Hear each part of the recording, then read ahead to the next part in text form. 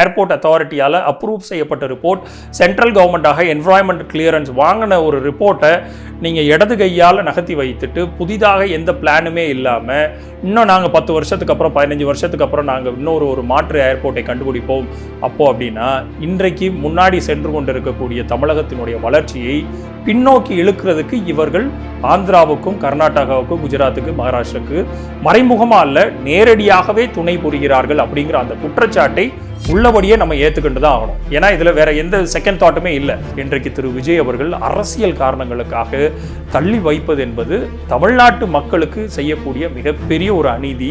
அரசியல் காரணங்கள் எவ்வாறு வேணாலும் இருக்கலாம், அது அரசியல் களத்தில் உங்களுடைய போட்டிகளை உருவாக்கணும். மக்கள் மன்றத்துக்கு மக்களுக்காக செல்லக்கூடிய பயனீட்டுகளை தடுப்பது என்பது உள்ளபடியே அவருடைய முதலமைச்சர் பதவிக்கு அழகு அல்ல. இதை திரும்ப பெற வேண்டும் அப்படிங்கிறது இதை திமுக அரசாங்கத்தினுடைய பார்வையாக மட்டும் பார்க்கக்கூடாது. இதை நீங்க அதை கேன்சல் பண்றீங்கன்னா உங்கள்ட்ட ஆல்டர்னேட் என்ன இருக்குன்னு காமிப்பாரா? இப்போ இனிமே தான் பார்க்கணுங்க. இனிமே பார்த்தா இன்னும் 15 வருஷம் ஆகும். இதற்கு ஈக்குவலண்டாக இதே ஃபீஸிபிள் ஸ்டடியோட நீங்கள் ஒரு இடத்த தேர்வு பண்ணி அது பக்காவாக மக்கள் மத்தியில் கொண்டு வந்து நிப்பாட்டியிருந்தீங்க அப்படின்னா இந்த கேள்வியே எழுந்திருக்காது. அதே சமயம் நீங்கள் ஃபீஸிபிள் ஸ்டடியெல்லாம் பண்ணி முடிச்சு ஒரு 3 வருஷத்தில் நாங்கள் ஏற்பாடு பண்ணிடுவோம் அப்படின்னு ஒரு வாக்குறுதியாச்சும் கொடுத்துக்கலாம். ஆனால் நீங்கள் ஆல்ரெடி அந்த மேல் முனியில் கிணத்துக்கு நடுவு இடத்துல வரும்போது பிடிச்சி தள்ளி விட்டது மாதிரி நேற்று மிஸ்டர் நர லோகேஷ் அவர்கள் இந்த அறிவிப்பு வந்தவுடன் ஒரு ட்வீட் போட்டிருக்கிறார். அந்த ட்வீட்டில் தெள்ள தெளிவாக அவருக்கு எவ்வளோ பெரிய சந்தோஷம் இருக்குதுங்கிறது அதில் தெரியுது. இப்போ இந்த ஃபீஸிபிள் ஸ்டடியை பண்ண ஒரு ஏர்போர்ட் வருது அப்படின்னா அந்த பரந்தூரை சுற்றி மிகப்பெரிய ஒரு இண்டஸ்ட்ரியலிஸ்ட் ஒரு பூம் அதிகரிக்கும். அப்போ தமிழ்நாட்டினுடைய பல்வேறு இண்டஸ்ட்ரீஸ் தமிழ்நாட்டை நோக்கி வரக்கூடிய இந்த சூழ்நிலை இப்போ கட் டவுன் ஆயிடுச்சு. அப்போ இந்த அதிகாரம் இந்த ஆட்சி யாருக்காக இருக்குது? தமிழக மக்களினுடைய நலனை பேணி பாதுகாக்கிறதுக்கா, இல்லை தமிழகத்தினுடைய மக்களினுடைய வாழ்வாதாரத்தை முன்னேற்றுறதுக்கா, இல்லை ஒவ்வொரு ப்ராஜெக்டையாக ஆந்திராவுக்கு கொண்டு போய் தள்ளுறதுக்கு இந்த கவர்மெண்ட் வேலை பார்க்குதா அப்படிங்கிறத. லிபர்டி தமிழ் நேயர்களுக்கு வணக்கம். இன்றைய நேர்காணலில் நாம் சந்திக்க இருப்பவர் அரசியல் விமர்சகர் ஹரிஸ் இப்ராஹிம் அவர்கள். வணக்கம் சார். வணக்கம்.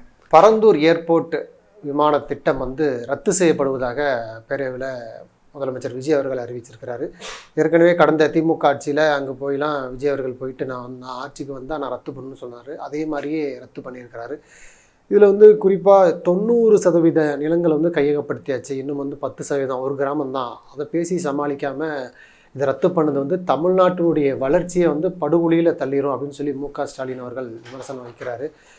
கிட்டத்தட்ட எல்லா எதிர்கட்சிகளுமே அதே விமர்சனத்தை தான் முன் வைக்கிறாங்க. ஏன்னா நம்ம விட இப்போ ஆந்திரா, தெலுங்கானா, கர்நாடகா ரொம்ப முன்னாடி இருக்கிறாங்க. இந்த ஏர்போர்ட்டை நீங்கள் ரத்து பண்ணிங்கன்னா அடுத்த ஏர்போர்ட் புதிதாக ஏர்போர்ட் வர்றதுக்கு 10 வருடங்கள் ஆகும். தமிழ்நாடு 10 வருடம் பின்னோக்கி போகும் அப்படிங்கிற ஒரு குற்றச்சாட்டை முன்வைக்கிறாங்க. நீங்கள் எப்படி பார்க்குறீங்க இந்த பரந்தூர் ஏர்போர்ட் ரத்து குறித்து, விமான நிலையம் ரத்து குறித்து உங்களுடைய பார்வை என்ன? முதற்கண் இந்த முடிவு எல்லா கவர்மெண்ட்டும் பாலிசி டிசிஷனை மாற்றிக்கொண்டே இருப்பார்கள், அதில் மாற்றுக்கருத்து இல்லை. திரு விஜய் அவர்கள் புதிய கவர்மெண்ட்டாக இருந்தாலும் கூட இந்த பாலிசியை மாற்றணுமா அப்படிங்கிறதுக்கு முன்னாடி இந்த பாலிசி எதற்காக உருவாக்கப்பட்டது அப்படிங்கிற ஒரு டீட்டெயில் ஸ்டடி ஒன்று ரொம்ப முக்கியம். அப்போது இந்த பாலிசியை மாற்றுறோம் அப்படின்னா அதற்கு ரீப்ளேஸ்மெண்ட்டாக அதற்கு அடுத்தபடியாக நீங்கள் என்ன பாலிசி வச்சுருக்கீங்க அப்படிங்கிறதையும் நீங்கள் டேபிள் பண்ணதுக்கு அப்புறம் தான் ஒரு ப்ராஜெக்டை விடுறது அப்படிங்கிறது. அதுவும் என்ன மாதிரியான ப்ராஜெக்ட், இந்த ப்ராஜெக்ட் ஒட்டுமொத்தமாக அந்த ஸ்டேட்டோடைய டெவலப்மெண்ட்டுக்கு என்ன பங்கு பெறுது அப்படிங்கிறது. அப்போ இந்த இடத்துல இந்த பரந்தூரோடைய ஏர்போர்ட்டுங்கிறது கிட்டத்தட்ட 15-20 வருட காலமாக சென்னைக்கு பக்கத்தில் ஒரு பெரிய ஒரு ஏர்போர்ட்டை கொண்டு வரணும் அப்படிங்கிறதோடு காலத்தோட தேவை. ஏன்னா இப்போ இருக்கிற ரன்வேங்கிறது மிகப்பெரிய விமானங்களை, கார்கோ விமானங்கள் உட்பட பேசஞ்சர் விமானங்களை இயக்கிறதுக்கு மிகப்பெரிய ஒரு சவாலாக இருக்குது சென்னையினுடைய மீனம்பாக்கம் ஏர்போர்ட். அது என்னன்னா கிட்டத்தட்ட ஒரு 1700 ஏக்கரில் ரொம்ப அடர்த்தியான பகுதியில் இருக்கிறது தான் சென்னை ஏர்போர்ட். இப்போ நீங்கள் கர்நாடகாவை எடுத்துக்கிட்டாலும் சரி, ஆந்திராவை எடுத்துக்கிட்டாலும் சரி, அவர்கள் கொண்டு நேரடியாக அந்தந்த மாநிலத்தினுடைய மையப்பகுதியிலிருந்து கொஞ்சம் வெளியில் கொண்டு வச்சுட்டாங்க அவர்களுடைய ஏர்போர்ட்லாம். இன்றைக்கி உலகத்தரத்துக்கு மிக இணையாக பெங்களூரினுடைய கெம்பகோடா ஏர்போர்ட்டாக இருக்கட்டும், இல்லைனா ஆந்திராவினுடைய ஏர்போர்ட்டாக இருக்கட்டும், எல்லாமே இயக்குறதுல மிக முக்கியமாக அந்த சுற்றி இருக்கக்கூடியனுடைய பகுதிகளினுடைய வளர்ச்சிக்கு அது ரொம்ப ரொம்ப பெரிய ஒரு ஊந்தல் சக்தியாக இருக்கும். அப்போ இன்றைக்கு இந்த பரந்தூர் விமானத்தை தயார் செய்தது வெறும் திராவிட முன்னேற்ற கழக ஆட்சி மட்டும் அல்ல. அதைத்தான் திருவாளர் விஜய் அவர்கள் அதை புரிந்து கொண்டிருக்கணும். அவருக்கு தேவை பரந்தூர் ஏர்போர்ட்டுக்காக அன்றைக்கு போராடின மக்கள் மத்தியில் அன்றைக்கு ஒரு எலெக்ஷன் கேம்பெயினுக்கு போனவர் இதை நான் உடனடியாக ரத்து பண்ணுவேன் ஆட்சிக்கு அப்படிங்கிற ஒரு வாக்குறுதியை கொடுத்து விட்டார். ஆனால் எந்த விதமான வாக்குறுதியை கொடுத்தோம், அந்த வாக்குறுதிகள் எல்லாம் மக்களுக்காக தேவைகள் இருக்கக்கூடிய வாக்குறுதியை நீங்கள் நிறைவேற்றிருக்கிறீங்கன்னு பார்த்தீங்கன்னா இப்போதைய வரைக்கும் இல்லை. இந்த அரசு வந்ததுலேருந்து முதல் கையெழுத்தாக அவர் சொன்ன அத்தனை விஷயத்தையும் 4-5 விஷயத்தை பண்ணியிருக்கான்னு பார்த்தீங்கன்னா இல்லை. தாய்மாமஞ்சீரு, அண்ணஞ்சீரு, கேஸ் சிலிண்டரு, அப்புறம் 2500 மகளிருக்கான இது, ஒட்டுமொத்த மகளிருக்கான இலவச பேருந்து மாநிலம் முழுவதும் அப்படின்னு அவர் கொடுத்த வாக்குறுதிகள் எல்லாமே சாமானிய மக்களுக்கு சென்று சேரக்கூடிய வாக்குறுதிகளை நிறைவேற்றினார்னு பார்த்தீங்கன்னா மிகப்பெரிய ஒரு கேள்விக்குறியாக இருக்குது. அதே சமயம் இன்றைக்கு இண்டஸ்ட்ரியல் அவுட்புட்னு பார்க்கணும்னா தமிழ்நாட்டினுடைய மொத்த மெக்கானிக்கல் அண்ட் எலக்ட்ரானிக்ஸினுடைய உற்பத்தியில் 40 விழுக்காடோடைய ஜிஎஸ்டிபியோட கான்ட்ரிபியூஷன் எந்த இடத்துல இருந்தால் பூந்தமல்லி டு காஞ்சிபுரம் செங்கல்பட்டோட ஸ்ட்ரெச்சில் இருக்குது. அப்போ இந்த ஸ்ட்ரெச்சை நோக்கி ஒரு ஃபீஸிபிள் ஸ்டடியை அன்றைக்கு இருந்த அம்மையார் ஜெயலலிதா அவர்கள் உருவாக்கின அந்த அடிஷ்னலாக ஏர்போர்ட் வேணும் கலைஞர் ஒன்று அந்த உற்பத்தியான ப்ராசஸ் வந்து கலைஞரனோட ஆட்சி காலம். அப்புறம் அம்மையார் ஜெயலலிதா அவர்கள் அதை கிடப்பில் போட்டார்.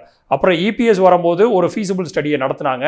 அந்த ஃபீஸிபிள் ஸ்டடிக்கு அப்புறம் அவரும் கிடப்பில் போட்டதுக்கப்புறம் திமுகவினுடைய அரசாங்கம் வந்து பன்னூர், பரந்தூர், அப்புறம் மாமண்டூர், கல்பாக்கம். இப்போ கல்பாக்கம், அந்த மாமண்டூரினுடைய ஏரியாவை பார்த்தீங்கன்னா நோ ஃப்ளை ஜோன். அங்கே கல்பாக்கத்தினுடைய அணுமின் நிலையம் இருக்கிறது. அப்புறம் இராணுவ பயிற்சி தளம் அங்கே செங்கல்பட்டை சுற்றி இருக்கிறதுனால அது கம்ப்ளீட்டாக அதை பண்ண முடியாதுங்கிற ஒரு ஸ்டடிக்கு சென்ட்ரல் கவர்மெண்ட் அப்ரூவல் கொடுக்கல. அப்போது அடுத்ததாக இருக்கக்கூடிய பன்னூரும் பரந்தூர்லேயும் எடுக்கும் போது பரந்தூர் மட்டும்தான் ஒரு என்டையராக 5000 ஏக்கருக்கு விதமான ஒரு கம்ப்ளீட் லேண்ட் பார்சல் அங்கே தான் இருக்குது. அப்போ இந்த இடத்துல எல்லா டெவலப்மெண்ட் ப்ராஜெக்ட்டுமே நீங்கள் எடுத்துக்கொள்ளக்கூடிய மனிதர்களுக்காக உருவாக்கக்கூடிய எல்லா ப்ராஜெக்ட்ஸ்லையுமே உங்களுக்கு வந்து ஒரு ப்ரோஸும் இருக்கும், கான்ஸ் இருக்கும். அதாவது ஒரு சாதகமும் இருக்கும், ஒரு பாதகமும் இருக்கும். ஆனால் எந்த இடத்துல அந்த பாதகம் வந்து ரொம்ப கம்மியாக இருக்குது அப்படிங்கிறத கண்டுபிடிக்கிறதுக்கு தான் கவர்மெண்ட் வேலை பார்க்கணும். அப்போது போன கவர்மெண்ட்டில் திரு டிஆர்பி ராஜா அவர்களுடைய தலைமையிலும் சரி, தாமோ அன்பரசன் அவர்களுடைய தலைமையிலும் சரி, அண்ணன் தங்கம் தென்னரசு அவர்களுடைய தலைமையில் மிகப்பெரிய ஒரு சீரியமான ஒரு டீம் வந்து என்ன பண்ணாங்கன்னா கம்ப்ளீட்டாக அதை இன் அண்ட் அவுட்டு பரந்தூரை பார்த்தின ஒரு விரிவான டீட்டெயில்டு டீட்டெயில் ப்ராஜெக்ட் ரிப்போர்ட்டை வந்து ரெடி பண்ணி அதில் என்னென்ன விஷயங்கள்லாம் சாதகம் இருக்குது, என்ன விஷயங்கள் பாதகம் இருக்குது, அந்த வாட்டர் பாடிஸில் எவ்வளோச்சும் அஃபெக்ட் ஆகுதா, அதே மாதிரி இயற்கைக்கு ஒவ்வாத சூழ்நிலைகள் அங்கே இருக்குதா, சாயிலினோட தரம் என்ன, அதே மாதிரி லாஜிஸ்டிக்கலாக அங்கே வைக்கிறோம் பரந்தூரில் ஏற்படுத்துகிறோம்னா அப்படின்னா அது மக்களுக்கு எவ்வளோ பெரிய ஒரு பொருளாதாரத்தை உண்டு பண்ணும் அப்படிங்கிறது எல்லாத்தையுமே இவர்கள் டீட்டெயிலாக ஸ்டடி பண்ணி தான் அதே இது ஏர்போர்ட் அத்தாரிட்டி ஆஃப் இந்தியாவினுடைய அப்ரூவலையும் வாங்கினது வெறும் பரந்தூருக்கு மட்டும்தான். மிச்சம் எதுக்குமே ஏர்போர்ட் அத்தாரிட்டியினுடைய கிளியரன்ஸ் கிடையாது, டிஃபென்ஸோட கிளியரன்ஸ் கிடையாது.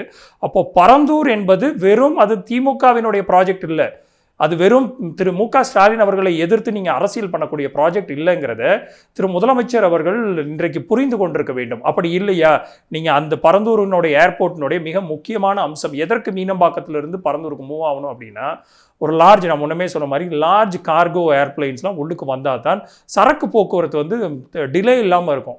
அப்போ அந்த சரக்கு போக்குவரத்தினுடைய டிலேனால் பல லட்சம் கோடி வந்து வருவாய் இழப்பு ஏற்படும். அப்படிங்கும்போது இந்த ஃபாஸ்டர் மூவ்மெண்ட்ஸுக்காக ஏர்பஸ் A380 போன்ற கனரகமான ரொம்ப வைடர் பாடியான ஏர்போர்ட்ஸ் எல்லாமே வந்து செல்றதுக்கு தோராயமாக ஒரு 4000 மீட்டருக்கு ரன்வே இருக்கணும். அப்போ அந்த 4000 மீட்டர் ரன்வேயை இன்றைக்கு மீனம்பாக்கத்தில் ஏற்படுத்த முடியாது. ஏன்னா அதை சுற்றி கம்ப்ளீட்டாக உங்களுக்கு அது பேர் என்ன, அந்த மீனம்பாக்கத்தை சுற்றி இருக்கக்கூடிய பல்லாவரம், பொலிச்சலூர், அந்த பின்னாடி பம்பல், அந்த மாதிரி ஏரியாக்கள் எல்லாத்தையுமே நீங்கள் அடர்த்தியாக இருக்கக்கூடிய மக்கள் வாழக்கூடிய இதில் இன்றைக்கு நீங்கள் அவங்களோட கைடன்ஸ் வேல்யூவில் இருந்து 4 மடங்கு கொடுக்கணும் லேண்ட் அக்விசேஷனுக்கு. அப்போது அந்த இடத்த நீங்கள் தேர்வு பண்ணணும், அந்த மக்களை எல்லாத்தையும் டிஸ்பர்ஸ் பண்ணிவிட்டு கம்ப்ளீட்டாக நீங்கள் எவாக்குவேட் பண்ணிவிட்டு நீங்கள் அதை விரிவாக்கம் பண்ணணும் அப்படின்னா அது இயற்கைக்கு ஒவ்வாது. முதல்ல அது நடைபெறாதுங்கிற சூழ்நிலையில் மட்டும்தான் மீனம்பாக்கத்துக்கு ஒரு ஆல்டர்னேட்டான ஒரு உலகத்தரம் வாய்ந்த இன்டர்நேஷ்னல் ஏர்போர்ட்டை உள்ளபடியே இது வந்து டிட்கோவினுடைய டைரக்ட் கண்ட்ரோலில் வரும்போது நேற்று ஒரு முன்னாள் தொழில்துறை அமைச்சர் திரு டிஆர்பி ராஜா அவர்கள் தெளிவாக சொன்ன மாதிரி இதனுடைய ஒவ்வொரு வருமானமும் ஒவ்வொரு டிக்கெட்டும் வந்து முன்னாடிலாம் இப்போ மீனம்பாக்கம் ஏர்போர்ட்டில் ஸ்டேட்டுக்கு எந்த கான்ட்ரிபியூஷனும் கிடையாது. ஏன்னா அது directly control by airport authority of India, மத்திய அரசாங்கத்தினுடைய டைரக்ட் கண்ட்ரோலில் இருக்கிறது. அதே சமயம் டிட்கோவால் நிலம் கையகப்படுத்தப்பட்டு இந்த தமிழ்நாட்டில் ஒரு புதிதாக ஒரு ஏர்போர்ட்டை தயார் பண்ணும்போது செல்லக்கூடிய ஒவ்வொரு பேசஞ்சரையும் அதற்குரிய வருவாயில் தமிழகத்திற்கு ஒரு பங்கு இருக்குது. அது மிகப்பெரிய ஒரு வருவாயை ஈட்டக்கூடிய $1 trillion எக்கானமின்னு முன்றைய அரசாங்கம் விடுவிச்ச அந்த ஒரு பாயிண்ட் ஆஃப் நோக்கி செல்லக்கூடியதுக்கு மிக முக்கியமான காரணியாக அது இருந்திருக்கும். இன்றைக்கு அதை அவர்கள் விடுறது வந்து இது நேரடியாக திமுகவுக்கு எதிராக செய்யக்கூடிய அரசியல். அப்படி ஏர்போர்ட்டே வேணும்னு சொல்லலை, நாங்கள் புதிதாக இடத்தை தேர்வு பண்ணி மக்கள் பாதிக்கப்படாத வகையில் நாங்கள் உருவாக்குவோம். அதுதான் சொல்கிறேன். நான் இந்த 4 இதையுமே ப்ரொப்போஸ் பண்ணி இந்த 4ம் தான் தமிழகத்தில் சென்னையை மையப்பகுதியாக கொண்டு இருக்கக்கூடிய தொழில் வளங்கள் நிறைந்திருக்கக்கூடியல நான் சொன்ன மாதிரி மாமண்டூர், கல்பாக்கம், பையனூர், பரந்தூர், பன்னூரும். அப்போது இந்த 4 இடத்துல 3 ரிஜெக்ட் ஆகி ஒன்றுக்கு தான் அப்ரூவல் கிடைக்குதுன்னா இதை திமுக அரசாங்கத்தினுடைய பார்வையாக மட்டும் பார்க்கக்கூடாது. இதை நீங்கள் அதை கேன்சல் பண்ணுறீங்கன்னா உங்கள்கிட்ட ஆல்டர்னேட் என்ன இருக்குன்னு காமிப்பாரா? இனிமேல் தான் பார்க்கணுங்கிற இனிமேல் பார்த்தா இன்னும் 15 வருஷம் ஆகும். ஆல்ரெடி நம்ம ஹைதராபாத்துக்கோ இல்லை டெல்லிக்கோ இல்லைனா ராஜஸ்தானுக்கோ இல்லை மகாராஷ்டிராவுக்கோ குஜராத்துக்கோ ஆந்திர பிரதேஷுக்கோ நம்ம ஈடு கொடுக்கக்கூடிய ஒரு எக்கானமியில் இவ்வளோ ரெஸ்ட்ரெயின் இருக்கும் போது கூட தொழிலினுடைய அவுட்புட்டை 11.19 விழுக்காடு திமுக அரசாங்கம் உயர்த்தி வச்சிருந்துச்சு. அப்போ இந்த மாதிரி ஏர்போர்ட்டை ஃபைனல் அத்தாரிட்டி எல்லாம் கொடுத்து நிலத்தையும் கிட்டத்தட்ட முக்காவாசி நிலங்களை கையகப்படுத்தி அவர்களுக்கான காம்பன்சேஷனையும் கொடுத்து முடிச்சதுக்கப்புறம் அந்த இடத்தை இப்போ நீங்கள் கையகப்படுத்த இடத்த என்ன பண்ணுவீங்க? அப்போ கையகப்படுத்தினது இதனோட பர்பஸ் ஏர்போர்ட்டுக்காகும் போது ஒட்டுமொத்தமாக அதற்கு ஒரு சட்டம் இருக்குது, லேண்ட் அக்யூசேஷன் ஆக்ட் படி இந்த இடத்தை இதற்காகத்தான் நாங்கள் அக்யூசேஷன் பண்ணுறோம் அப்படிங்கிறத நீங்கள் டிராஃப்ட் பண்ணி பயனாளர்கள்ட்ட இருந்து அந்தந்த விவசாயிகள்கிட்ட இருந்து கையெழுத்து வாங்கியாச்சு. காம்பன்சேஷன் மார்க்கெட் வேல்யூ 1 லட்ச ரூபாய்னா 4 லட்ச ரூபாய் அவர்களுக்கு கொடுத்து வாங்கி முடிச்சாச்சு. இந்த இடத்துல நீங்கள் இவர்களுக்கான இடத்தை இப்போ என்ன பண்ணுவீங்க? நம்பர் 1. 2வது, நீங்கள் இதே மாதிரி திருப்பி டிபிஆர் அலோன்ஸ் பண்ணணும்னா ஒட்டுமொத்தமாக நீங்கள் அன்றைக்கு அதிமுகவிலிருந்து திமுகவிலிருந்து எல்லா அமைச்சர்களை தாண்டி அமைச்சர்கள் மாறிக்கொண்டே இருப்பார்கள், ஆட்சி மாறிக்கொண்டே இருக்கும், அரசாங்க அதிகாரிகள் மாறப்போகிறது இல்லையா எந்த கவர்மெண்ட்லையும். அப்போ அவங்க 58 வயசு வரைக்கும் அதே போஸ்டிங்கில் தான் உட்காந்துருக்கணும். உங்களுக்கு இன்றைக்கு இன்னொரு பர்டிகுலர் லேண்டை பார்சலை ரெடி பண்ணி தரேன்னு சொல்லக்கூடிய அதே அதிகாரிகள் தான் முன்னாடி இருக்கக்கூடிய அந்த ஸ்டடியையும் நடத்தி பரந்தூரை ஃபைனலைஸ் பண்ண அதிகாரிகள். அப்போது நீங்கள் அதே அதிகாரிகளை வைத்துக்கொண்டு அவர்கள் ஃபைனலைஸ் பண்ண 4ல் ஒரே ஒரு இடத்தை வைத்து ப்ராஜெக்டை ஸ்டார்ட் பண்ணணுமா? அப்படி இல்லைனா அதே அதிகாரிகள் இன்னொன்று நாங்கள் உங்களுக்கு இதை தயார் பண்ணி கொடுக்குறோன்னு உங்களுக்கு எந்த விதத்திற்காக உங்களுடைய பொலிட்டிக்கல் நரேட்டிவில் அதிகாரிகளையும் இதில் இழுத்து கொண்டு வந்திருக்கிறீர்கள்? உள்ளபடியே அதிகாரிகளுக்கு தெரியும் இது பல்வேறு காலகட்டத்தில் 10-15 வருடங்களாக சென்னையை சுற்றி பல்வேறு நுவான்சஸையும் பல்வேறு ஃபீஸிபிள் ஸ்டடியை கொண்டு உருவாக்கப்பட்ட இந்த திட்டம் பரந்தூர் மட்டும்தான் அதற்கு ஃபீஸிபிளான இடங்கிறது உள்ளுக்குள்ள அதிகாரிகளுக்கு தெரியும். அவர்கள் ஏன் இந்த இடத்துல மௌனமாக இருந்து இதை அனுமதிக்கிறார்கள் அப்படிங்கிறத காலம்தான் பதில் சொல்லும். ஏன்னா தமிழ்நாட்டில் இல்லை, சென்னையை பொறுத்தளவுக்கு இப்பேற்பட்ட அந்த 5000 ஏக்கர் ரன்வே நான் சொன்ன மாதிரி தான். ஒரு இன்பவுண்ட் ரன், ஒரு A380 இயக்குறதுக்கு 4000 மீட்டருக்கு ரன்வே வேண்டும், ஒரு இன்பவுண்டுக்கு ஒரு அவுட் பவுண்டுக்கு. அப்போது இந்த இன்பவுண்டுக்கும் அவுட் பவுண்டுக்குள்ள அந்த ஸ்ட்ரெச்சுக்குரிய ரன்வே சென்னையினுடைய மீனம்பாக்கத்தில் பண்ண முடியாது. அதனால தான் நாங்கள் A380ங்கிற ஏர்பஸ் உள்ளுக்குள்ளே அதுதான் இன்றைக்கு இண்டஸ்ட்ரியில் இருக்கக்கூடிய மிகப்பெரிய கார்கோ, மிகப்பெரிய கமர்ஷியல் வயபிளான பிளெயின். அப்போ நீங்கள் அதை பண்ண முடியலைன்னா அதற்கு ஈக்குவலண்டாக இடத்தை வைத்திருக்கிறது ஒரே ஒன்று பரந்தூர் மட்டும்தான். இப்போ அதை மூடிட்டீங்க, அதை நீங்கள் டிசால்வ் பண்ணிட்டீங்கன்னா இதற்கு ஈக்குவலண்டாக இதே ஃபீஸிபிள் ஸ்டடியோட நீங்கள் ஒரு இடத்தை தேர்வு பண்ணி அது பக்காவாக மக்கள் மத்தியில் கொண்டு வந்து நிப்பாட்டியிருந்தீங்க அப்படின்னா இந்த கேள்வியே எழுந்திருக்காது. அதே சமயம் நீங்கள் ஃபீஸிபிள் ஸ்டடியெல்லாம் பண்ணி முடிச்சு ஒரு 3 வருஷத்தில் நாங்கள் ஏற்பாடு பண்ணிடுவோம் அப்படின்னு ஒரு வாக்குறுதியாச்சும் கொடுத்துக்கலாம். ஆனால் நீங்கள் ஆல்ரெடி அந்த மேல் முனியில் கிணத்துக்கு நடுவு இடத்துல வரும்போது பிடிச்சி தள்ளி விட்டது மாதிரி தமிழ்நாட்டினுடைய மொத்த உள்நாட்டு உற்பத்தியையும் இது ஓரளவுக்கு சிதைக்கும். தமிழ்நாட்டை ஒரு பின்னோக்கி ஒரு 10-15 ஆண்டு காலத்துக்கு பின்னாடி தள்ளுறதுக்கு ஏன் நேத்து மிஸ்டர் நர லோகேஷ் அவர்கள் இந்த அறிவிப்பு வந்தவுடன் ஒரு ட்வீட் போட்டிருக்கிறார். அந்த ட்வீட்டில் தெள்ளத் தெளிவாக அவருக்கு எவ்வளோ பெரிய சந்தோஷம் இருக்குதுங்கிறது அதில் தெரியுது. ஏன்னா இப்போ இந்த ஃபீஸிபிள் ஸ்டடியை பண்ணும் ஒரு ஏர்போர்ட் வருது அப்படின்னா அந்த பரந்தூரை சுற்றி மிகப்பெரிய ஒரு இண்டஸ்ட்ரியலிஸ்ட் ஒரு பூம் அதிகரிக்கும். அப்போ தமிழ்நாட்டினுடைய பல்வேறு இண்டஸ்ட்ரீஸ் தமிழ்நாட்டை நோக்கி வரக்கூடிய இந்த சூழ்நிலை இப்போ கட் டவுன் ஆயிடுச்சு. அப்போ இந்த அதிகாரம், இந்த ஆட்சி வந்து யாருக்காக இருக்குது? தமிழக மக்களினுடைய நலனை பேணி பாதுகாக்கிறதுக்கா, இல்லை தமிழகத்தினுடைய மக்களினுடைய வாழ்வாதாரத்தை முன்னேற்றுறதுக்கா, இல்லை ஒவ்வொரு ப்ராஜெக்டையாக ஆந்திராவுக்கு கொண்டு போய் தள்ளுறதுக்கு இந்த கவர்மெண்ட் வேலை பார்க்குதா அப்படிங்கிறத எதிர்க்கட்சிகள் எழுப்பல. ஒட்டுமொத்தமாக இன்றைக்கு மக்கள் மத்தியிலே அந்த கேள்விகள் ஒவ்வொன்றாக, ஒவ்வொரு கம்பெனி பேக் டு பேக் வந்து ஆந்திராவுக்கு போகக்கூடிய எல்லா ஃபீஸிபிளான வேலைகளையும் இண்டஸ்ட்ரி மினிஸ்டர் மேலேயும் ஒரு மிகப்பெரிய ஒரு குற்றச்சாட்டு எழுந்திருக்கிறது. செல்வி கீர்த்தனா அவர்கள் வைக்கக்கூடிய வாதங்கள் சரியாக இல்லை, அவர்கள் கொண்டு வரணும்னு நினைக்கக்கூடிய பல்வேறு இண்டஸ்ட்ரீஸ் போன ஆட்சிகளில் போட்டிருந்த MOU கூட இன்றைக்கு கர்நாடகாவுக்கும் ஆந்திராவுக்கும், முதற்கண் ஆந்திராவுக்கு போகிறதுக்கு காரணம், ஆந்திராவில் திரு சந்திரபாபு நாயுடு அவர்கள் தெளிவாக அவர் ஒவ்வொரு ஆட்சி காலத்துக்கும் வரும்போது அந்த மக்களுக்காகவும் அந்த மாநிலத்திற்காகவும் மிகப்பெரிய அரசியல் மாச்சரியங்களை கடந்து வேலை பார்க்கக்கூடிய ஆள். அப்போ நீங்கள் ஒரு தமிழக மக்களுக்காக சிந்தித்திருந்தீர்கள் அப்படின்னா, பரந்தூர் ஏர்போர்ட் அது திமுக அதிமுக கொண்டு வந்திருந்த திட்டமாக இருந்திருந்தால் கூட அது தமிழக மக்களுக்கு பயனளிக்கக்கூடிய திட்டம், தமிழகத்தினுடைய தொழில்கள் வளங்களை செழிப்பாக்கக்கூடிய திட்டம் அப்படின்னா நீங்கள் அதை அடுத்த கட்டத்துக்கு கொண்டு போய் நீங்கள் பேரெடுங்க. இவர்கள் அம்மையார் செம்மொழி பூங்காவில் வைத்த மாதிரியா இருக்கட்டும், கோயம்பேடு உங்களுடைய கல்வெட்டை பெருசாக வச்சுட்டு போங்க. இல்லை, அங்கே வரலாற்று சிறப்பு மிக்க கம்பன் கால்வாயில் விட்ட பல்வேறு நீர்நிலைகள் இருக்குது. அங்கே நீங்கள் நார்மலாக ஏர்போர்ட் கட்ட முடியாது, வேணால் வாட்டர் ஏர்போர்ட் வேணால் கட்டலான்னு அமைச்சர் ராஜ்மோகன் சொல்கிறாரு. அவர் எல்லாம் சொல்லுவார். அதை தான் சொல்கிறேன் நான். முந்தின அதிகாரிகள், உங்கள் கூட இப்போ இருக்கிற அதிகாரிகள் இன்னும் ரிட்டையர்ட் ஆகல, அதே அதிகாரிகள் தான் டிட்கோவில் இருக்கிறாங்க. அதே அதிகாரிகள் திமுகவுக்கும் ஃபீஸிபிள் ஸ்டடியை பண்ணி இதுதான் பக்காங்கிறத அப்ரூவலை வாங்கி கையில் வச்சிருக்கிறாங்க. அப்போ அந்த வாட்டர் பாடிங்கிற ராஜ்மோகன் சொல்கிற வாட்டர் பாடியை அன்றைக்கு இருந்த அதிகாரிகள் வாட்டர் ஏர்போர்ட் கட்டிக்கலாங்கிறார். மாலத்தீவு மாதிரி நீங்கள் வாட்டர் ஏர்போர்ட் வேணால் கட்டிக்கலாம்.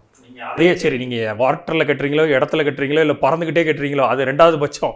அந்த பழைய ஃபீஸிபிள் ஸ்டடி பண்ணின ரிப்போர்ட்டை டீட்டெயில்டாக கொடுத்துருக்கக்கூடிய ரிப்போர்ட், ஏர்போர்ட் அத்தாரிட்டியால் அப்ரூவ் செய்யப்பட்ட ரிப்போர்ட், சென்ட்ரல் கவர்மெண்ட்டாக என்வரான்மெண்ட் கிளியரன்ஸ் வாங்கின ஒரு ரிப்போர்ட்டை நீங்கள் இடது கையால் நகர்த்தி வைத்துட்டு புதிதாக எந்த பிளானுமே இல்லாமல் இன்னும் நாங்கள் 10 வருஷத்துக்கு அப்புறம் 15 வருஷத்துக்கு அப்புறம் நாங்கள் இன்னொரு மாற்று ஏர்போர்ட்டை கண்டுபிடிப்போம் அப்படின்னா, இன்றைக்கு முன்னாடி சென்று கொண்டு இருக்கக்கூடிய தமிழகத்தினுடைய வளர்ச்சியை பின்னோக்கி இழுக்கிறதுக்கு இவர்கள் ஆந்திராவுக்கும் கர்நாடகாவுக்கும் குஜராத்துக்கு மகாராஷ்டிராவுக்கு மறைமுகமாக அல்ல நேரடியாகவே துணை புரிகிறார்கள் அப்படிங்கிற அந்த குற்றச்சாட்டை உள்ளபடியே நம்ம ஏற்றுக்கிட்டு தான் ஆகணும். ஏன்னா இதில் வேற எந்த செகண்ட் தாட்டுமே இல்லை.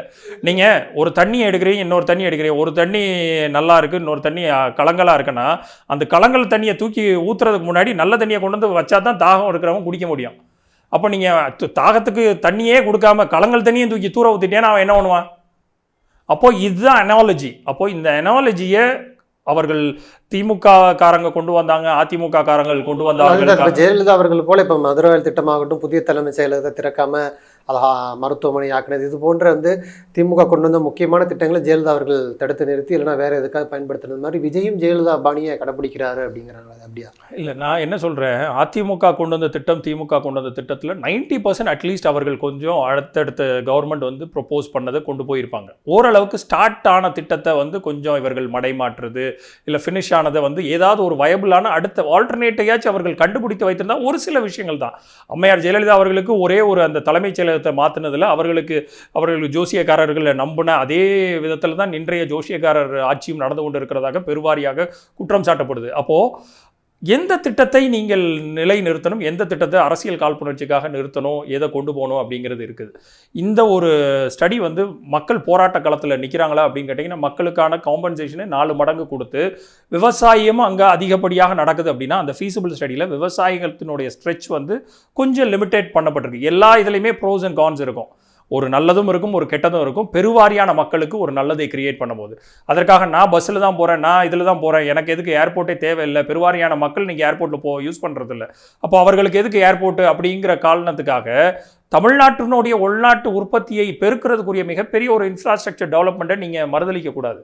அதனால் உங்களுக்கு மிச்ச லோக்கலில் இருக்கக்கூடிய தரைதளத்தில் லோவர் பாவர்ட்டி லைனில் வாழக்கூடிய மக்களுக்கு இந்த எக்கனாமிக்கல் பூமை கொண்டு வரக்கூடிய வருவாயிலிருந்து தான் இவர்களுக்கான பப்ளிக் ஸ்கீம்ஸ் போகும். அப்போது ஒருத்தரை வாழ வைத்து ஒருத்த இடத்துல இருந்து ஒரு வருவாயை பெருக்கித்தான் கீழே படிநிலையில் இருக்கக்கூடிய மக்களுக்கான செலவினங்களை, மக்கள் நல சார்ந்த திட்டங்களை ஒரு அரசாங்கம் செய்ய முடியும். அப்போ நீங்கள் எதையுமே பண்ணக்கூடாது. வெறும் இந்த இடத்த பொறுத்த அளவுக்கு இந்த விஜய் அவர்களுக்கு ஒரு டீட்டெயில் ஸ்டடி இருக்குமா அப்படின்னு கேட்டிங்கன்னா 100% இல்லை அப்படிங்கிறத நம்மளுக்கு தெளிவாக தெரிகிறது. நீங்கள் பரந்தூர் ஏர்போர்ட்டை நீங்கள் டிசால்வ் பண்ணுறீங்க, அந்த ஃபீஸிபிள் ஸ்டடியில் உங்களுக்கு நம்பிக்கை இல்லை மக்களை அதை வாட்டி வதைக்கக்கூடிய ஒரு திட்டம், ஓகே, ஃபேர் எனஃப். எல்லா கவர்மெண்ட்டுக்கும் ஒரு பாலிசி டிசிஷனை மாற்றுறதுக்குரிய வரம்புகள் உண்டு, அதற்கு எல்லா உரிமைகளும் உண்டு. ஆனால் இந்த இதுக்கு ஈக்குவலண்டாக இதுதான் இருக்குது அப்படிங்கிறத ஈக்குவலைஸ் பண்ண வேண்டியது ஒரு அரசாங்கத்தினுடைய கடமை, ஒரு மாண்புமிகு முதலமைச்சராக இருக்கக்கூடியவரோட கடமை. அந்த கடமையிலிருந்து தவறும் போது ஆட்டோமேட்டிக்காக என்ன ஆகுது, பக்கத்தில் இருக்கக்கூடிய மாநிலங்கள் உங்கள் மாநிலத்திற்கு வரக்கூடிய மிக முக்கியமான பல்வேறு இண்டஸ்ட்ரியல் டெவலப்மெண்ட்டை எடுத்துக்கொண்டு போகும்போது இங்கே வேலைவாய்ப்பின்மையினுடைய சதவீதம் வந்து உயர்ந்து கொண்டே போகும். அப்போ மக்கள் அதனுடைய வறட்சி நிலைமைக்கு கீழே தள்ளுவாங்க. பொருளாதார நிலைமையில் இன்றைக்கு இந்தியாவினுடைய பெர் கேபிட்டா இன்கமில் பெர் ஹெட்டுக்கு இன்றைக்கு 1,16,000 ரூபா தான். ஆனால் தமிழ்நாடு கிட்டத்தட்ட 3,26,000 ரூபாயில் இருக்குது. அப்போது நேஷனல் ஆவரேஜிலிருந்து டபுள் த ஆவரேஜாக பெர் கேபிட்டா இன்கமும் உயர்த்தி வச்சிருக்கிறதுக்கு காரணம் இந்த மாதிரி இண்டஸ்ட்ரியல் அவுட்புட் வந்து 11.19 விழுக்காடாக உயர்த்தினது தான் காரணம். அப்போது விமெனோட பார்ட்டிசிபேஷன் நேஷனல் ஆவரேஜ் ஒட்டுமொத்தமாக இந்தியாவில் 24 விழுக்காடு பெண்கள் தான் வேலைக்கு போகக்கூடிய நிலைமையில் இருக்கும்போது இங்கே தமிழ்நாட்டில் 47 விழுக்காடாக மாற்றி வைத்திருக்கிறதுக்கு காரணம் இந்த சோஷியல் எக்கனாமிக்கோடைய டெவலப்மெண்ட்டில் பல்வேறு ஸ்கீம்ஸை கொடுக்குறோம். அந்த ஸ்கீம்ஸை கொடுக்கறதுக்கு இந்த மாதிரி பெரிய ஒரு டெவலப்மெண்ட் இருந்தால் மட்டும்தான் அதிலிருந்து வரக்கூடிய வருவாய்களை பெண்களுக்காகவும் குழந்தைகளுக்காகவும் பள்ளி பருவர்களுக்காகவும் மாணவர்களுக்காக கொடுக்கும் போது தான் அது அப்படியே ரிவர்ஸ் எக்கானமியில் உள்ளுக்கு வரும். அப்போ இது எல்லாத்தையுமே ஸ்டடி பண்ணுறதுக்கு அன்றைக்கு திரு டிஆர்பி ராஜா அவர்களுடைய தலைமையிலையும் சரி, அண்ணன் தென்னரசு தலைவர்கள் தலைமையில் ஒரு மிகப்பெரிய ஒரு ஆய்வுகள் பண்ணப்பட்டு தான் இது ஒரு ஃபைனலைஸ் பண்ணப்பட்டு இதை அடுத்த கட்டத்துக்கு செல்லக்கூடிய வாய்ப்புகளை இன்றைக்கு திரு விஜய் அவர்கள் அரசியல் காரணங்களுக்காக தள்ளி வைப்பது என்பது தமிழ்நாட்டு மக்களுக்கு செய்யக்கூடிய மிகப்பெரிய ஒரு அநீதி. அரசியல் காரணங்கள் எவ்வாறு வேணாலும் இருக்கலாம், அது அரசியல் களத்தில் உங்களுடைய போட்டிகளை உருவாக்கணும். மக்கள் மன்றத்துக்கு மக்களுக்காக செல்லக்கூடிய இந்த ஒரு பயனீட்டுகளை வந்து தடுப்பது என்பது உள்ளபடியே அவருடைய முதலமைச்சர் பதவிக்கு அழகு அல்ல. இதை திரும்ப பெற வேண்டும் அப்படிங்கிறது பொதுவாரியான இருக்கக்கூடிய ஒரு வேண்டுகோள். அதை நானும் உங்கள் வாயிலாக வைத்துக் கொள்கிறேன் இந்த இடத்துல. இப்போ கொளத்தூர் தொகுதியில் ஸ்டாலின் அவர்கள் தோல்வியில் ஒரு சதி இருக்குன்னு சொல்லி ஏற்கனவே தேர்தல் ஆணையத்திட்ட அதை செக் பண்ணி காட்டணும், அந்த மிஷின்லாம் சொன்னாங்க. அதுலேயும் செக் பண்ணும்பொழுது அதில் அந்த இவிஎம் பேடில் வந்து நிறையா குறைகள் இருக்குதுன்னு சொல்லி அப்போவே சர்ச்சைகள் வந்துச்சு. இப்போ வந்து முன்னாள் முதலமைச்சர் மு.க. ஸ்டாலின் அவர்கள் சென்னை உயர்நீதிமன்றத்தில் ஒரு வழக்கு போட்டிருக்கிறாரு. அதை வந்து இவருடைய கொளத்தூர் தொகுதியில் தாவேகா சார்பாக போட்டியிட்ட விஎஸ் பாபு வெற்றி செல்லாது அப்படின்னு சொல்லி வழக்கு போட்டிருக்கிறாரு. அது அடுத்த வாரம் வர இருக்குது. ஏற்கனவே இடைத்தேர்தல் நடத்தப்படாமல் இருக்க இன்னும் 10 எம்எல்ஏக்கள் அதிமுகலேருந்து வரப்போகிறாங்க அப்படின்னு சொல்லி செங்கோட்டையன் சொல்லிட்டு இருக்கிறார். இந்த சூழலில் ஸ்டாலின் அவர்களுடைய இந்த வழக்கை நீங்கள் எப்படி பார்க்குறீங்க? வழக்கு திமுகவை பொறுத்த அளவுக்கு அவர்களுக்கு வெற்றி, தாவேகா பெற்ற வெற்றியவே இன்னும் அவர்களால் ஏற்றுக்கொள்ள முடியவில்லை என்கிற கட்டத்தை எல்லாத்தையும் தாண்டி திரு மு.க. ஸ்டாலின் அவர்களுடைய அந்த தோல்வியை வந்து அவர்களால் எந்த அளவுக்கு அவர்களால் ஜீரணிக்க முடியவில்லை அப்படின்னா, பாஜகவுக்கு நேர் எதிராக நின்று திராவிட சித்தாந்தத்தை ஆரியத்திற்கு எதிராகவும் சனாதனத்துக்கு எதிராகவும் கொண்டு போய் சேர்த்ததில், ஒட்டுமொத்த இந்தியாவில் இருக்கக்கூடிய அரசியல் எதிர்க்கட்சிகளை இணைத்ததில் திரு மு.க. ஸ்டாலின் அவர்களுக்கு மிகப்பெரிய ஒரு பங்கு இருந்தது. அப்போது அதை இன்றைக்கு ஓரம் தள்ளணும் அப்படிங்கிறதுக்காக பாஜகவின் சார்பாக இல்லை தாவேகா மூலியமாகவோ இல்லை பாஜகவினுடைய அரசியல் மாச்சரியங்களுக்கு அப்பாற்பட்டு எலெக்ஷன் கமிஷனை வைத்து பல்வேறு தகுதித்த வேலைகளில் இருக்குது அப்படிங்கிறது திரு ராகுல் காந்தி உட்பட பல்வேறு காலங்களாக அவர்கள் கூறிக்கொண்டு வரக்கூடிய குற்றச்சாட்டுகள் தான். அப்போது அதை இவர்கள் சரி செய்யணும் அப்படிங்கிறத காட்டிலும் இன்றைக்கு அவர்களுடைய வெற்றி ஒரு 8000 வாக்குகள் வித்தியாசத்தில் இருக்குது அப்படின்னா அதை ஸ்க்ரூட்டனி பண்ணுறதுக்கு முதற்கட்டமாக அவர்கள் பண்ணும்போது எந்தவித ப்ராப்ளம் இல்லை அப்படிங்கிறத கிராஸ் மேட்ச் பண்ணாங்க. ஆனால் இன் டெப்த்தாக டீட்டெயிலாக திரு என்ஆர் இளங்கோ அவர்கள் உட்பட பல்வேறு வழக்கறிஞர் அணியில் செயல்படுத்தும் போது அதில் ஏதோ ஒரு டிஸ்கிரிபன்சிஸ் இருக்குது, விவிபேட்டினுடைய இதுவும் அந்த ஒப்புகை சீட்டிலையும் வந்து ஏதோ ஒரு மிஸ்மேட்ச் இருக்குதுங்கிறதுக்காக, ப்ளஸ் அங்கே இருக்கக்கூடிய அந்த மிஷின்ஸில் வந்து செயற்கையாக வைக்கக்கூடிய அந்த சிப்பு வந்து மேல் ஃபங்க்ஷனாக இருக்குது, ஈவன் அது திருப்பி சுவிட்ச் ஆன் ஆக மாட்டேங்குங்கிற பல்வேறு குளறுபடிகளை அன்றைக்கு கடந்த ஒரு மாதத்திற்கு முன்னாடி அவர்கள் செயல்படுத்தும் போது இருந்ததாக உடனடியாக அதை ஸ்டாப் பண்ணிட்டு நேரடியாக அவர்கள் மனுவை செலுத்தினார்கள், இதில் ப்ராப்ளம் இருக்குது அப்படின்னு. இன்றைக்கு திரு மு.க. ஸ்டாலின் அவர்களே வந்து நேரடியாக அந்த ஹைகோர்ட்டில் வந்து அந்த வழக்கை தொடர்ந்துருக்கும் போது அது உள்ளபடியே ஒரு இம்பார்ட்டன்ஸை தான் பெறுது. ஏன்னா திரு மு.க. ஸ்டாலின் அவர்கள் கம்ப்ளீட்டாக அந்த ஸ்டடியை டீட்டெயில்டாக ஸ்டடி பண்ணாமல் அவருடைய சார்பாக வழக்கை தொடுத்திருக்க மாட்டார். அப்போது உள்ளபடியே அது வந்து ஒரு கவனத்தை ஈர்க்கக்கூடியது தான். அதையும் பொறுத்திருந்தான் பார்க்கணும். ஏன்னா நம்மளுடைய சிஸ்டம், ஜுடிஷியல் சிஸ்டம் நம்மளுக்கு தெரியும். திரு அப்பாவு அவர்கள் எம்எல்ஏ-ஆக இருந்த காலகட்டத்தில் அதை எதிர்த்து வழக்கை தொடர்ந்து அவர் சட்டசபைக்கு வந்து ஒட்டுமொத்தமாக சபாநாயகராக இருந்து வெளியில் போய் அதுக்கப்புறம் தான் அவருக்கு திருப்பி அந்த கேஸினுடைய ஒரு நீதியே அவருக்கு கிடைக்குதுங்கும் போது இது எவ்வளவுக்கு எவ்வளோ குயிக்காக ஒரு ரிசல்ட்டை கொண்டு வரும் அப்படிங்கிறத முதற்கண் பார்க்கணும். இரண்டாவதாக நீங்கள் கேட்ட அடுத்த கேள்வி வைக்கிறது, இன்னும் ஒரு 10 எம்எல்ஏவை கொண்டு வந்து நாங்கள் சேர்த்ததுக்கு அப்புறம் தான் எலெக்ஷன் கமிஷன் மூலியமாக 5 இடைத்தேர்தலை நடத்துவோம் அப்படின்னு ஒரு அமைச்சரினுடைய வாயிலிருந்து அது வர்றது அப்படிங்கிறதே உள்ளபடியே அது என்ன சொல்கிறது, அதுக்கு மேலே அது எப்படி எவ்வளவோ பேசிட்டோம். இந்த குதிரை பேரத்தை பற்றி எவ்வளோ தெளிவாக திரு மதிமுகவினுடைய செயலாளர், பொதுச் செயலாளர் திரு வைகோ அவர்கள் ஒரு நியூஸை ரிப்போர்ட்டில் கொடுக்குறார். அடுத்த நாளே அவர் மாற்றுகிறார். ஆதவ் அர்ஜுனா அவர்கள் ஒரு சைடில் அதற்குரிய செயல்பாடுகள் என்ன நடந்துச்சு அப்படிங்கிறத சொல்கிறார். பல்வேறு காலகட்டங்களில் இன்றைக்கு மறைமுகமாக திரு எஸ். காமராஜ் அவர்கள் என்ன நடந்துச்சுன்னு நம்ம பார்த்தோம். அப்போது இது எல்லாத்தையும் தாண்டி இன்றைக்கு தாவேகா அரசாங்கம் ஒரு இடத்துல இருந்து அடுத்த இடத்துக்கு முன்னோக்கி போகுது அப்படின்னா பாஜக என்கிற கட்சியினுடைய மிகப்பெரிய ஒரு சப்போர்ட் இல்லாமல் இது நடக்கிறதுக்குரிய வாய்ப்புகள் ரொம்ப ரொம்ப ரொம்ப கம்மி. அப்போது தாவேகாவினுடைய அரசாங்கத்தை பின்னாடி இருந்து இயக்குறது அப்படிங்கிற அந்த கட்டத்தை எல்லாத்தையும் தாண்டி இன்றைக்கு தாவேகாவினுடைய அரசாங்கத்தை நடத்துவதே வந்து பாரதிய ஜனதா கட்சி தான் அப்படிங்கிறத எதிர்க்கட்சியினர் வைக்கக்கூடிய, அதில் பர்டிகுலராக இன்றைக்கு திமுக வைக்கக்கூடிய அந்த குற்றச்சாட்டில் மிகப்பெரிய ஒரு உண்மை இருக்கிறதாகத்தான் பொதுவெளியில் இருக்கக்கூடிய கருத்தாகவும் இருக்குது. நம்மளும் அதை உற்று நோக்கணும் அப்படின்னா இன்றைக்கு தாவேகா அரசாங்கம் அடுத்தடுத்த கட்டத்துக்கு நகர்றதுக்குரிய மிகப்பெரிய காரணம் பாஜகவினுடைய சப்போர்ட் இல்லாமல் இது நடக்கிறதுக்குரிய வாய்ப்புகளே இல்லை. ஏன்னா 5 பேரையும் டிஸ்குவாலிஃபை பண்ணக்கூடிய முகாந்திரங்கள் அத்தனையும் இருந்த போதும் கூட இன்றைக்கு சபாநாயகர் அது மேலே எந்தவித நடவடிக்கையும் எடுக்காமல் இருக்கிறார் அப்படிங்கிறதே பெரிய பெரிய ஐயமாக இருக்கிறது. ஏன்னா 25 பேரை சட்டசபையினுடைய தீர்மானங்கள் நிறைவேற்றப்பட்டு அதற்கு விப்பினுடைய சப்போர்ட் இல்லாமல் அதிமுகவில் இருந்ததுக்கப்புறம் அவர்களை கண்டோன் செய்து விட்டேன் அப்படின்னு திரு எடப்பாடி பழனிசாமி சொன்ன அடுத்த செகண்ட் அவர்களுக்கான மன்னிப்பு கடிதத்தை ஏற்றுக்கொண்டு விடுவிக்கிற அதே சபாநாயகர் இவர்களுக்கு எதிராக கொடுக்கப்பட்ட இதில் எந்த விதமான நடவடிக்கையில் மேற்கொள்ளாமல் இருக்கிறதே மிகப்பெரிய ஒரு ஐயத்தை எழுப்புகிறது. இதற்கு பின்னாடி நமக்கு முன்னாடி நடந்த அரசியல் தகுதித்த விளையாட்டுகள், சடுகுடு விளையாட்டுகளை அம்மையார் சசிகலா அவர்கள் அன்றைக்கு நடைபெற்ற அந்த காலகட்டத்தில் திரு ஓபிஎஸ் அவர்கள் இருந்த அந்த சூழ்நிலை என்னவா இருந்துச்சு, அப்புறம் ஆளுநர் அவர்கள் எப்படி இபிஎஸ்னுடைய அந்த அமைப்புகளுக்கு பண்ணார் அப்படிங்கிறது எல்லாமே தெரியும். அதே ஒரு டிராமா இப்பவும் நடந்து கொண்டிருக்கிறது. ஆனால் அப்போ நடந்தது பட்டவர்த்தனமாக ஒரு மிகப்பெரிய ஒரு வெளிச்சம் பாய்ச்சப்பட்டது. இந்த இடத்துல அது கொஞ்சம் டவுன் பிளேயாக பண்ணப்படுகிறது அப்படிங்கிறது தான். அதை காலம்தான் தீர்மானிக்கணும். இதை எதிர்க்கட்சிகள் எவ்வாறு அணுகப் போகிறது, திமுக சட்ட போராட்ட லெவலில் இதை எவ்வளவு உக்கிரமாக கொண்டு போய் மக்கள் ஒரு வழக்கு போட்டாலே பல்வேறு விஷயங்கள் இருந்த ஆதாரத்தோடு தான் வழக்கு போட்டு கடுமையாக வாதாடுவாங்க, போராடுவாங்க. இப்போ ஸ்டாலின் அவர்களே துணிஞ்சு இந்த வழக்கு போட்டிருக்கிறது தான் ஒரு மிகப்பெரிய, கண்டிப்பாக அதுதான் சொல்கிறேன். நான் முன்னாடியுமே சொன்ன மாதிரி அப்போது அவர்களுக்கான ஒரு பிரைம ஃபேஸியாக நானே போய் அந்த வழக்கை போடுறேன் அப்படிங்கிறது வேற, என் சார்பாக லீகல் விங் போடுற வழக்குங்கிறது வேற. முதல்ல போட்ட லீகல் விங்கை தாண்டி இன்றைக்கு அவராகவே தனியாக ஒரு வழக்கை பதிந்திருக்கிறார் அப்படின்னா லீகல் ஸ்க்ரூட்டனிக்கு தேவையான அத்தனை விதமான டெக்னிக்காலிட்டிஸையும் அவர்கள் கையில் வைத்திருக்கிறார்கள். அப்போ டெக்னிக்கல் இன்ஃபர்மேஷன்ஸில் திரு ஸ்டாலின் அவர்களுடைய அந்த வழக்கு தோர்த்து விடக்கூடாது அப்படிங்கிறது திமுகவினுடைய லீகல் விங்குக்கு தெளிவாக தெரிந்திருக்கும். கான்ஸ்டியூஷன் படி அவர்கள் கொண்டு போகக்கூடிய அந்த வழக்கினுடைய தன்மை எவ்வளோ வீரியமாக இருக்கும் அப்படிங்கிறதையும், அது போராட்ட களத்தில் சட்ட போராட்டமாக அது எப்படி மாறப்போகுது, அது தாவேகா அரசுக்கு எந்த விதமான ஒரு நெருக்கடிகளை கொடுக்க போகிறது அப்படிங்கிறத காலம் பதில் சொல்லணும், ஜுடிஷியல் சிஸ்டம் பதில் சொல்லணும்.